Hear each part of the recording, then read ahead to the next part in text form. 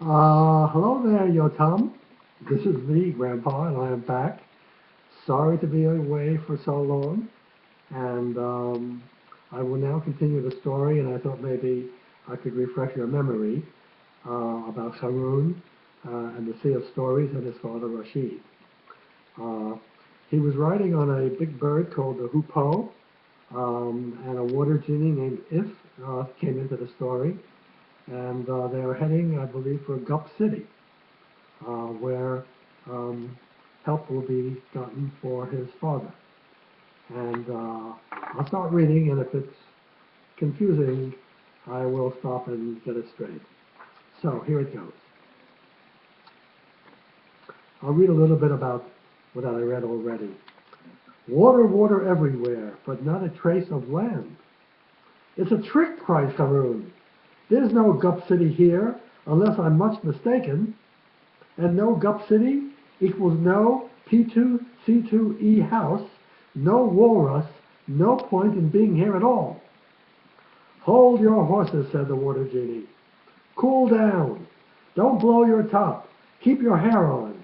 Explanations are in the air and in order and are forthcoming if you will only permit.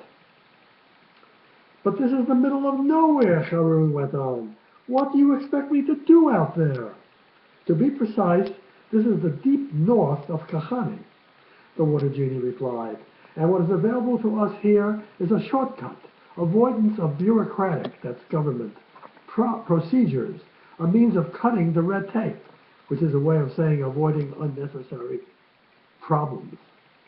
And if I must truthfully admit, it means a means of solving our little difficulty without admitting to guppy authorities my little mistake, my loss of the disconnecting tool, and subsequent blackmail by its pincher. Remember, someone stole the disconnecting tool, namely Harun, and so they can't turn off the Sea of Stories. We are here in the search of wishwater. Look for patches in the ocean that shine with extra brightness, but the hoopoe added. That's wishwater. Use it properly, and it can make your desires come true. So persons in Gup need never be directly involved, if went on. When your wish is granted, you can return the tool, and home you go to bed, and end of story. Okay? Oh, very well, Harun agreed, somewhat doubtfully. And it should be said with a little regret, because he had been looking forward to seeing Gup City and learning more about the mysterious processes too complicated to explain. Tip-top type, cried If in great relief. Good sport, prince among men, popular choice. And hey, presto, wishwater, ahoy! Buck paddled carefully toward the patch of brightness at which If was eagerly pointing, and came to a halt by its edge. The wishwater gave off so dazzling a light that Haroun had to avoid its gaze. But now If, the water genie, reached inside his little gold-embroidered waistcoat and pulled out a small bottle made of many faceted, that like a diamond has many sides on it, a many-faceted crystal with a little golden cap. Swiftly unscrewing the cap, he drew the bottle through the bright water, whose glow was golden too. And fastening the lid once more, he passed the bottle carefully to Haroun. On your marks, be prepared. Here goes, he said. This is what you must do. This was the secret of the wishwater. The harder you wished, the better it worked. So it's up to you, Ip said. No fooling around. Get down to it, good and proper.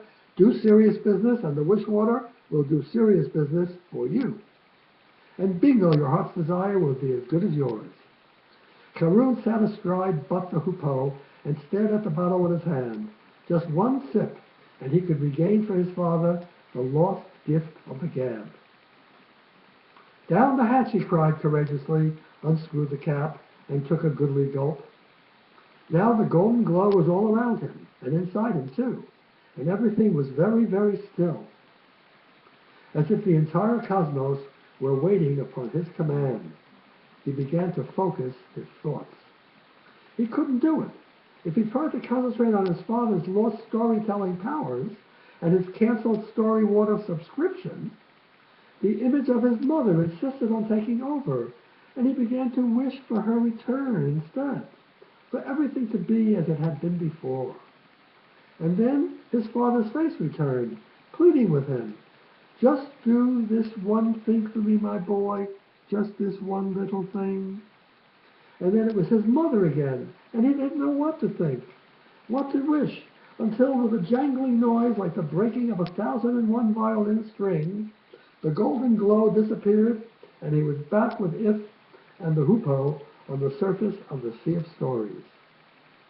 11 minutes, said the water genie contemptuously, that means with a sneer. Just 11 minutes, and his concentration goes, kabum, kablooey, kaput. Karun was filled with the shame of it and hung his head. But this is disgraceful, If, said Bud the hoopoe, without moving its beak. Wishes are not such easy things, as you know well. You, Mr. Water Genie, are upset because of your own error, because now, which is letting the disconnect tool get away, because now we must go to Gup City after all, and there will be harsh words and hot water for you, and you are taking it out on the boy. Stop it? Stop it or I'll be annoyed. Truly, this is the most passionate, even excitable sort of machine, Karun thought, in spite of his unhappiness. Machines were supposed to be ultra-rational, meaning no crazy emotions. But this bird could be genuinely temperamental. I forgot it was a mechanical bird. If looked at the red blush of humiliation that was all over Karun's face and softened somewhat. Gup City it is, he agreed, unless of course you'd like to hand over the disconnecting tool and just call the whole thing off. Karun shook his head miserably. But you are still bullying the boy, but the hoopoe said furiously without moving its beak. Change of plan, please, right away. Cheering up procedures to be instituted at once. Give the lad a happy story to drink. Not another drink, said Karun in a low, small voice. What are you going to make me fail at now? So if the water genie told Karun about the ocean of the stream of stories, even though he was full of a sense of hopelessness and failure, the magic of the ocean began to have an effect on Karun. He looked into the water and saw that it was made up of 1,001 different currents, each one a different color, weaving in and out of one another like a liquid tapestry. That's a weaving of breathtaking complexity. And If explained that these were the streams of story, that each colored strand represented and contained one single tale. It's a story. Different parts of the ocean contain different sorts of stories, and as all the stories that had ever been told, and many that were still in the process of being invented, could be found here, the ocean of the streams of story was in fact the biggest library in the universe.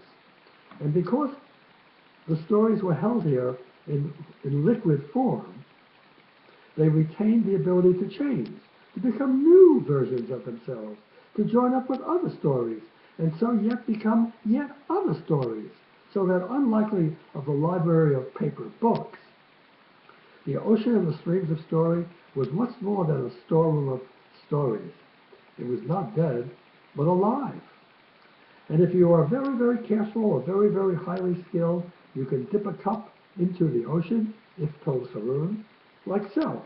And here he produced a little golden cup from another of his waistcoat pockets.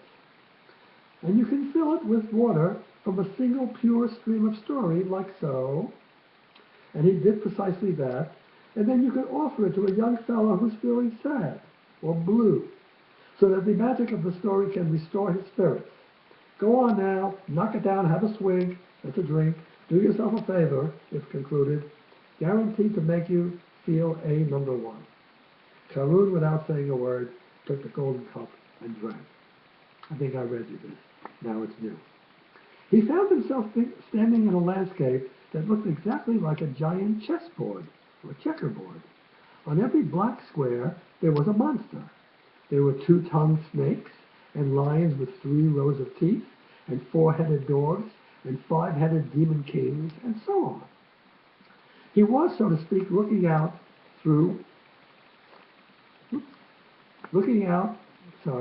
the eyes of the young hero of the story. It was like being in the passenger seat of an automobile. All he had to do was watch while the hero killed off one monster after another and advanced up the chessboard toward the white stone tire at the end. At the top of the tower was, what else but, a single window, out of which there looked, who else but, a captive princess. What Harun was experiencing, though he didn't know it, was Princess Rescue Story number S1001ZHT42041RXI, and because the princess in this particular story had recently had a haircut, and therefore had no long hair to let down, unlike the heroine of Princess Story, a very long number again, known as Rapunzel. There is a story about Rapunzel where the knight comes to the tower and there's no way to get up. So he says, Rapunzel, Rapunzel, let down your hair. And he climbs up the tower on her hair. Maybe you know that story.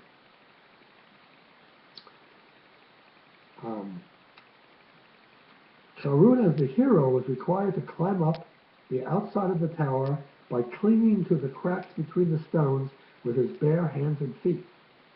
He was halfway up the tower when he noticed one of his hands beginning to change, becoming hairy, losing its human shape. But then his arms burst out of his shirt, and they too had grown hairy and impossibly long, and had joints in the wrong places. He looked down and saw the same thing happening to his legs. When new limbs, those are arms and legs, began to push themselves out from his sides, he understood that he was somehow turning into a monster, just like those he had been killing. And above him, the princess caught at her throat like that, oh! And cried out in a faint voice, Eek, my dearest, you have turned into a large spider. As a spider, he was able to make rapid progress to the top of the tower. But when he reached the window, the princess produced a large kitchen knife and began to hack and saw at his limbs, crying rhythmically, which means like in a song, Get away, spider, go back home. Get away, spider, go back home. And he felt his grip on the stones of the tower grow looser. And then she managed to chop right through the arm nearest her, and he fell. Wake up, snap out of it, let's have you, he heard If anxiously calling. He opened his eyes to find himself lying full length on the back of But the Hoopoe. If was sitting beside him looking extremely worried, and more than a little disappointed that Harun had somehow managed to keep a firm grip on the disconnecting tool. What happened, If asked? You saved the princess and walked off into the sunset as specified, I presume? But then why all this moaning and groaning and turning and churning? Don't you like princess rescue stories? Harun recounted what had happened to him in the story, and both If and But became very serious indeed. I can't believe it, If finally said. It's a definite first, without parallel, never before in all my born days.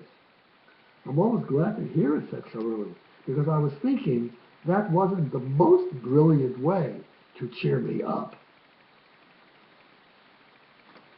It's pollution, said the water genie gratefully.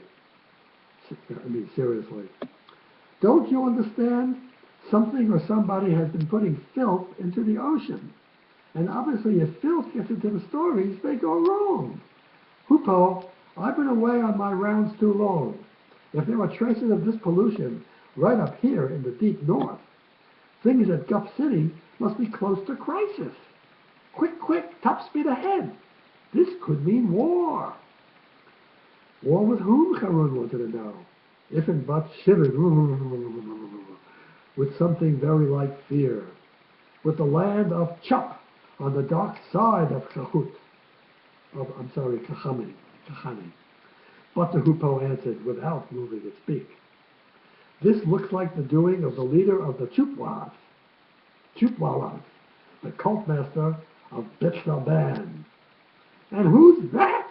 Harun persevered, which means continued to ask, beginning to wish he'd stayed in his peacock bed instead of getting muddled up with water genies and disconnecting tools and talking mechanical hoopos and storing oceans in the sky.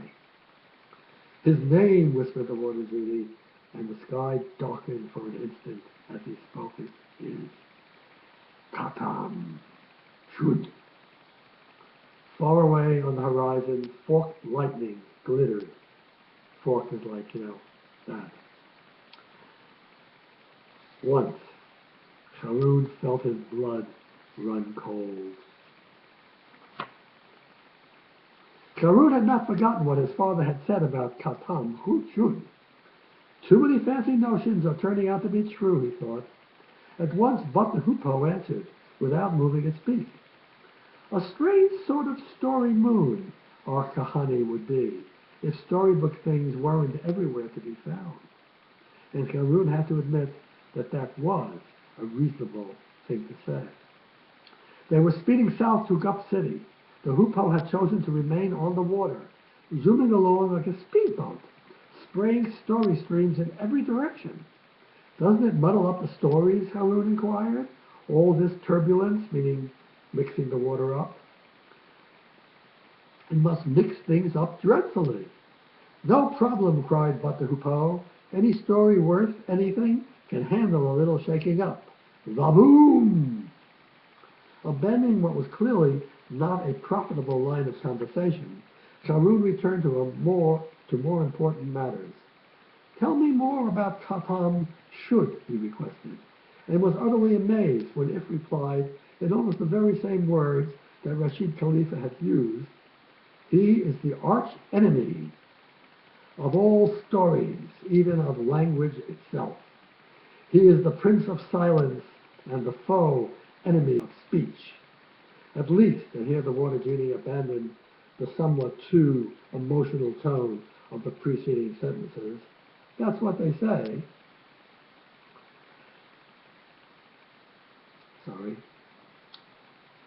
When it comes to the land of Chup and its people, the Chupwallas, it's all mostly gossip and flim-flam, because it's generations.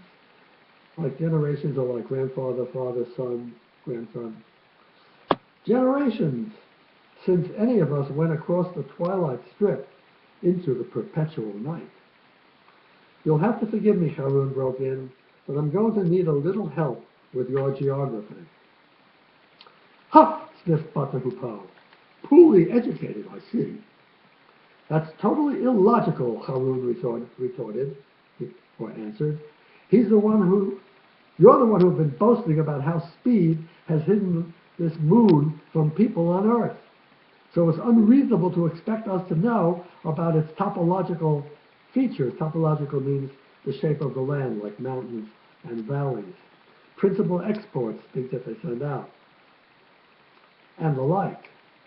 But But's eye was twinkling. Really, there were major difficulties involved in talking to machines, Harun thought. With their deadpan expression, it was impossible to know when they were pulling your leg. And But was pulling his leg. Thanks to the genius of the eggheads at P2C2E House, But began, taking pity of Harun. The rotation of Kahani has been brought under control. As a result, the land of Gup is bathed in endless sunshine, while over in Chup, it's always the middle of the night.